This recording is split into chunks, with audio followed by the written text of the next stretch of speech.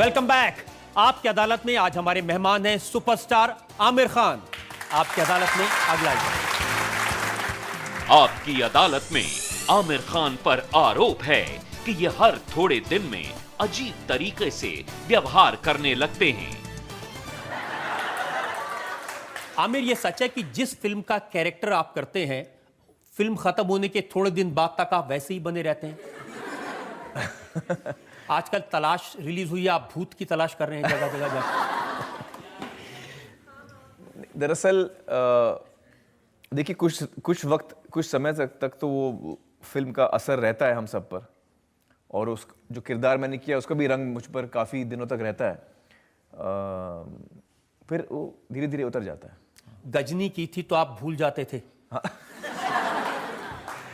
ये सही है, ये सही है। अरे बाप रे। अब लोग पूछ रहे हैं कि डेली वैली के बाद क्या अरे करते डेली थे? वैली के बाद कुछ नहीं हुआ। डेली वैली के बाद मैं अच्छा डांसर बन गया हूँ। धूम 3 में आपका बैड कैरेक्टर है। हाँ। तो जब फिल्म रिलीज होगी कुछ दिन तक हम सोचेंगे कि एक बुरा आदमी हमारे आसपास घूम रहा है। जब धूम 3 रिलीज होगी तो मैं अलग अलग जगह जाके चोरियां करूंगा। लेकिन ये पहली बार है कि आपने नेगेटिव कैरेक्टर किया है? एक्चुअली नेगेटिव शेड्स, मेरे एक फिल्म मैंने की थी, वो ऑफ बीट किस्म की फिल्म थी, 1947 अर्थ, दीपा मेहता की।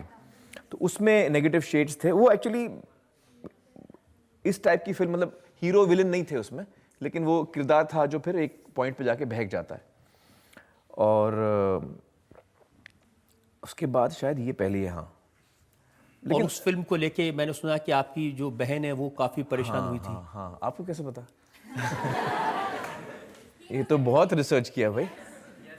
मेरी बहन जो है वो न्यू जर्सी में रहती हैं, तो उन्होंने मुझे फ़ोन करके कहा, खूब रो रही थी वो। तो फिल्म ख़त्म हुई तो उन्होंने कहा मुझे इतना बुरा लगा, पता नहीं आप लोगों ने फिल्म देखी नहीं देखी। मैं आपको बता दूं ताकि आप लोग समझ लें। वो सीन के जो लास्ट सीन है उसमें जो है मैं बड़ी गलत हरकत करता हूँ। मेरा जो किरदार है, वो जो हीरोइन है हमारी फिल्म की, उसमें नंदिता दास थी, तो वो पूरे मॉब को बता देता है कि वो नंदिता दास जो है वो इस घर में छुपी है। हाँ, और वो पूरा मॉब आके उसको उठा लेता है, और जाहिर है उसके साथ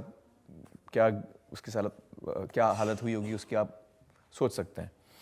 तो ये जो मोमेंट है मेरा, और मैं उसको मतलब क्राउड को बोलता हूँ कि अंदर है, और फिर बड़ा आराम से मैं बैठ के अपना बीड़ी पीता हूँ, सिगरेट पीता हूँ।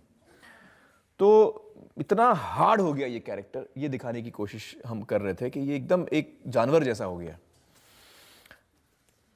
तो उस वक्त ऑडियंस को भी बड़ा शॉक लगता है कि यार ये आदमी ऐसा कैसा मतलब पत्थर दिल हो सकता है।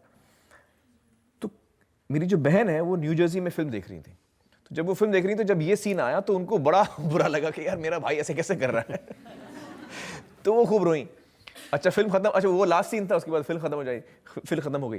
जब फिल्म खत्म हो गई तो वो उन्होंने कहा कि मेरे अंदर ये जज्बात उमड़ने लगे कि मैं लोगों को बताऊं कि नहीं मेरा भाई ऐसा नहीं है, वो बड़ा अच्छा आदमी है। वो दरअसल ऐसा नहीं है, वो तो फिल्म के लिए कर रहा है। इतना उसको बुरा लग रहा था। तो मैंने कहा मतलब जो सीन है वो उसका असर हुआ तुम पर, और हम कामयाब हुए तुम्हें ये। लेकिन आप कैरेक्टर में खो जाते हैं। मनीषा कोइराला नाराज हो गई थी, उनके साथ जब फिल्म कर रहे थे तो पूरी फिल्म के दौरान आप उनसे बात नहीं करते थे, इधर उधर कतराते थे। हाँ, अकेले तुम के दौरान जी, क्योंकि हमारा उसमें फिल्म में वो था कि हम लोग अलग हो जाते हैं, और तो आप अलग ही मैं थोड़ा अलग रहता था उनसे। हाँ। और जिसके साथ इंटीमेट सीन करना, अरे बाप रे।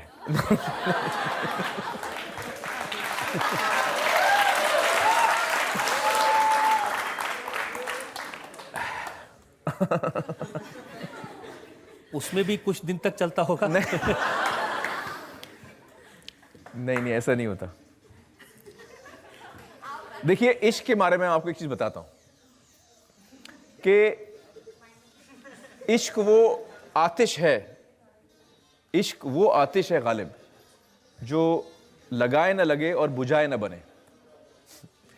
मतलब वो आग का दरिया है और डूब के जाना है। वो भी बात है उसमें, वो भी बात है। गालिब ने कहा इश्क पर जोर नहीं है ये वो आतिश गालिब। हाँ, इश्क पर जोर नहीं है वो आतिश गालिब कि लगाए ना लगे और बुझाए ना बने।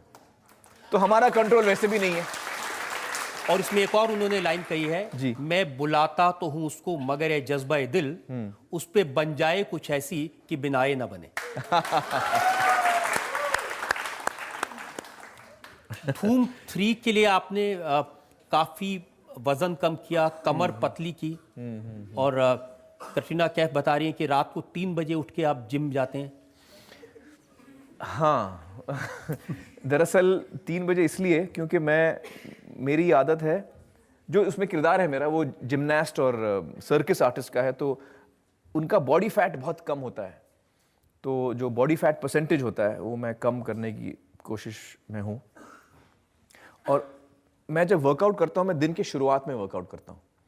अब जब मेरे डायरेक्टर मुझे 6 बजे बुलाते हैं कि आप 6 बजे शूटिंग पे आइए, तो अगर मुझे 6 बजे रिपोर्ट करना है शूटिंग पे तो मैं 3 बजे वर्कआउट करता हूँ, 3 से 5 2 घंटा, और फिर 5 बजे मैं तैयार होता हूँ, नहाता हूँ और शूटिंग पे पहुँचता हूँ। 3 बजे जब मुझे उठना होता है एक्सरसाइज के लिए तो मैं सोता हूँ करीब 6 बजे शाम को, 7 बजे शाम को। तो जैसे ही पैकअप मेरा हो जाता है मैं फ़ौरन जाके सो जाता हूँ, 8 घंटे सोता हूँ, फिर मैं रात के 3 बजे उठता हूँ, 2 बजे उठता हूँ, 3 बजे वर्कआउट करता हूँ। लेकिन जो बड़े बड़े सुपरस्टार्स होते हैं वो तो आमतौर पे देर से पहुंचते हैं। हाँ, अभी कुछ हैं जो देर से पहुंचते हैं नहीं नाम में कैसे, कुछ हैं जो देर से पहुंचते हैं, लेकिन कुछ बहुत सारे हैं जो वक्त पे भी पहुंचते हैं, बहुत सारे जो वक्त पे। ये लोग जो जनता नाम ले रही है उनमें सलमान का नाम ले रही अरे है। नहीं एक्चुअली मुझे पता नहीं कौन कितने बजे आता है, मुझे कोई आइडिया नहीं है। लेकिन ये सही है कि जो स्टारडम होता है वो स्टार वाले नखरे आप में नहीं हैं। मुझ में वो चीज़ें नहीं हैं जो आमतौर पे सुपरस्टार्स में होती हैं, जो उनका एक स्टाइल होता है, जो वो मैं भी देखता हूँ सुपरस्टार्स को, तो मुझे लगता है कि यार ये इसको बोलते हैं सुपरस्टार यार। मैं किसका स्टाइल देख के आपको लगता है हाँ ये सुपरस्टार? मतलब जब मैं अभी शाहरुख को देखता हूँ, सलमान को देखता हूँ, जैकी श्रॉफ, संजय दत्त,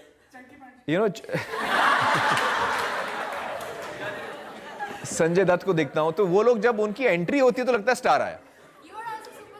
तो वो उनका जो स्टाइल है वो अलग ही है। मतलब मैं खुद देखता हूँ कि मुझे लगता है स्टार आ गया। मैं अपना को देखता हूँ, मैं छुप छुपा के अंदर आ रहा हूँ मैं, तो मुझ में वो चीज़ें हैं नहीं, पता नहीं कैसे मैं मिस्टेक से बन गया। एक लड़की का रोल करने के लिए आपने पूरी बॉडी पर बाल हटाए थे। वो पाँव की वैक्सिंग करनी पड़ी थी, हाथ में से निकालना पड़ा था। हाँ, वो हमने जब किया था। हाँ, पेन हुआ तो मुझे एक्चुअली जब उन्होंने वैक्सिंग की तो क्या करते हैं, वो वैक्स लगाते हैं आपके स्किन पर और फिर वो उस पर कपड़ा लगाते हैं, कुछ लगाते हैं, स्ट्रिप्स लगाते हैं। तो वो जो मेकअप आर्टिस्ट थे मिकी कॉन्ट्रैक्टर, उन्होंने ये मेरा वैक्सिंग किया। मैं आपको उसका अनुभव बताता हूँ। तो पहले उन्होंने मेरा जो चेस्ट है वहाँ पे शुरू किया, तो चेस्ट हेयर पे उन्होंने वो गरम लगाया, तो मुझे लगा गरम ठीक है, अच्छा लग रहा है। और उन्होंने बोला अभी 2 मिनट रुको, तो 2 मिनट रुके, फिर उन्होंने उसको खींचा, शक। रजत जी, मैं आपको बताऊं कि जब उन्होंने खींचा तो 1 सेकंड कुछ नहीं हुआ, उसके बाद जो दर्द हुआ मतलब मुझे यकीन नहीं हो रहा था कि मुझे इतना दर्द हो रहा है, और मैं एकदम शॉक में आ गया। मैं बोला यार ये लेडीज मतलब हर हफ्ते कराती हैं। यहाँ इसीलिए जितनी लड़कियां बैठी हैं, इन्होंने पहला सवाल पूछा कि दर्द हुआ था। और दूसरा प्रॉब्लम ये था कि ये तो उन्होंने फर्स्ट टाइम किया, अब मुझे अंदाजा था कि दर्द कितना होने वाला है। अब वो पूरी बॉडी में करने वाले। ओह, बहुत तकलीफ हुई थी मुझे, बहुत तकलीफ हुई थी। मैं चीख रहा था। हाँ, मैंने बोला अब तो अभी चीखना ही है, तुम लोग करो जो करना है। लेकिन ये सही है कि जिस किरदार को आप करते हैं उसके लिए आपको कुछ भी करना पड़े, चाहे बाल उखड़वाने पड़े, सिर मुंडाना पड़े, आप तैयार हैं। देखिए, कुछ भी तो नहीं कहूंगा मैं।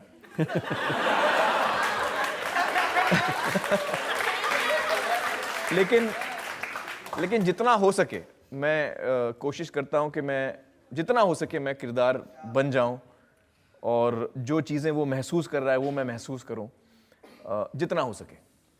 और किरदार का रोल खत्म हो जाए उसके थोड़े दिन बाद तक आप वैसे ही बने थोड़ा रहते हैं। वक्त लगता है उसको, उसका असर निकलने में, मैंने ये नोटिस किया कि मेरी बॉडी लैंग्वेज थोड़ी चेंज हो जाती है। हालांकि मैं जब शॉट देने के बाद या सीन शूट करने के बाद घर आता हूँ तो उस वक्त मैं वो किरदार नहीं रहता हूँ, मैं तो खुद जैसे हूँ वैसे ही हूँ। लेकिन मैंने नोटिस किया और किरण ने भी ये मुझे बताया कि मेरी बॉडी लैंग्वेज चेंज हो जाती है। तो अगर मैं भुवन हूँ तो मेरी बॉडी लैंग्वेज उस दौरान, भुवन जो है वो हमेशा ऐसे खड़ा होता है, ये भुवन है। भुवन की आंखें जो हैं वो स्टेडी रहती हैं, उसकी पीठ स्ट्रेट रहती है, उसका वजन कभी एक पाँव पे नहीं होगा, वजन उसका ऑलवेज सेंटर ऑफ बैलेंस होगा, दोनों पाँव पे इक्वल वजन होगा और वो ऐसे खड़ा रहेगा। तो ये भुवन की बॉडी लैंग्वेज हो जाती है। अब जब मैं दिल चाहता है कर रहा हूँ तो मैं आकाश बन जाता हूँ, और आकाश में जो है ही इज़ वेरी नॉटी, उसकी वो बात आपसे कर रहा है, उसकी आंखें कहीं और हैं और उसका नेक जो है वो थोड़ा सामने रहता है, तो दैट बॉडी लैंग्वेज स्टेज। लेकिन गजनी में जो आपका कैरेक्टर था, एक्चुअली गजनी के बाद मैं जब शूटिंग मेरी मुकम्मल हो गई, जब खास तौर से जब फिल्म रिलीज हुई, लोगों ने फिल्म देखी, आप यकीन मानिए रजत जी, मैं जहां जाता था लोग मुझसे डरते थे और मैं उनकी आंखों में वो खौफ देखता था। ये उनको बोलने की जरूरत नहीं पड़ती थी, मैं एंटर होता था उनको लगता था आ गया ये भी हमको मारेगा जबकि वो मतलब पता नहीं, क्योंकि उनके वो जब आदमी जब फिल्म देखता है तो उसका असर होता है उस पर। तो वो गजनी ताज़ा रिलीज हुई थी, लोग उसको देख के बाहर आते थे और जब वो मुझसे मिलते थे उनको लगता था अरे ये कोई मतलब इसके मन में इस वक्त क्या चल रहा है, ये मुझे पहचान पा रहा है कि नहीं पहचान पा रहा है, कहीं हाथ तो नहीं उठा देगा मुझ पर। तो उनमें थोड़ा एक खास तौर से बच्चे बहुत डरते थे मुझे देख के, तो असर तो होता है लोगों पर भी। आप लोगों पर असर होता रहे आमिर, और आप पर भी ऐसा असर होता रहे, आप ऐसे किरदार करते रहे जिनको आप बिल्कुल जीने की कोशिश करें। एक ब्रेक के अलावा मुझे रुकना है और ब्रेक के बाद आपकी अदालत में आमिर खान पर जनता के इल्जामात और सवालात का एक और दौर। मीडिया ने इतने दफा कह दिया कि मैं इंटरफेयर करता हूं कि अब वो चीज छप चुकी है लोगों के मन में कि ये इंटरफेयर करता है। जबकि दुख मुझे इस बात का होता है कि एक्चुअली इंडस्ट्री में बहुत सारे एक्टर हैं जो वाकई इंटरफेयर करते हैं।